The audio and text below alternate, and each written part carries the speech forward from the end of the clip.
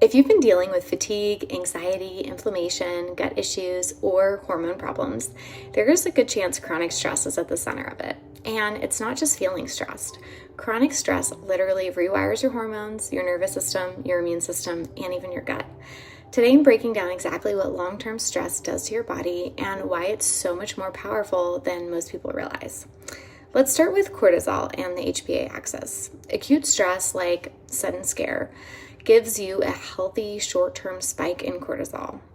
But when stress becomes constant, the entire HPA axis becomes dysregulated. Your feedback loops break down, your cells become resistant to cortisol, and that creates this strange situation where cortisol can stay high, but your body stops responding to it properly. Over time, this contributes to metabolic syndrome, weight gain, cardiovascular issues, mental health problems, and even more frequent infections. Even mild elevations in evening cortisol can disrupt your circadian rhythm and interfere with the genes that regulate your sleep-wake cycle. Now, let's talk about your nervous system. Chronic stress pushes your autonomic nervous system towards sympathetic dominance. That's the fight or flight state, and away from parasympathetic, which is your rest and restore mode.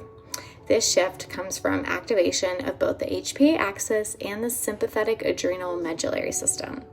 When this becomes your baseline, it affects your heart, your hormones, your digestion, and your mental health.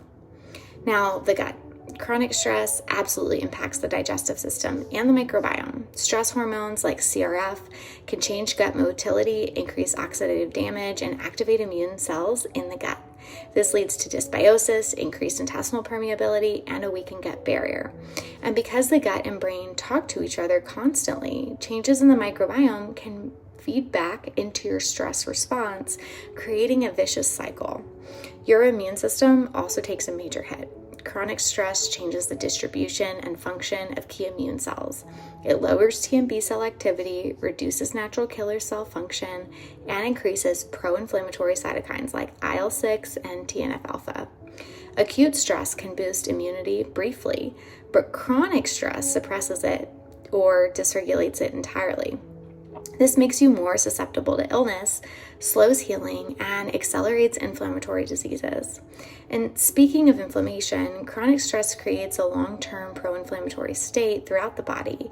Because of the HPA dysfunction and glucocorticoid resistance, your body shifts into a chronic inflammatory mode. This is linked to autoimmune conditions, cardiovascular disease, diabetes, metabolic syndrome, and even neurodegenerative diseases. This is what we call allostatic load, the cumulative wear and tear on the body from chronic stress. Finally, let's talk about hormones and the menstrual cycle. Psychological stress can disrupt ovulation and the timing of your cycle. It can create luteal phase defects or, in more severe cases, lead to functional hypothalamic amenorrhea. And FHA isn't just missing a period. It comes with bone loss, endothelial dysfunction, increased cardiovascular risk. Research shows that stress from school, work, or other events, even the pandemic, increase risk of irregular cycles and abnormal flow. The bottom line is chronic stress isn't just a feeling, it's a whole body physiological shift that affects your hormones, your brain, your gut, your immune system, and long-term disease risk.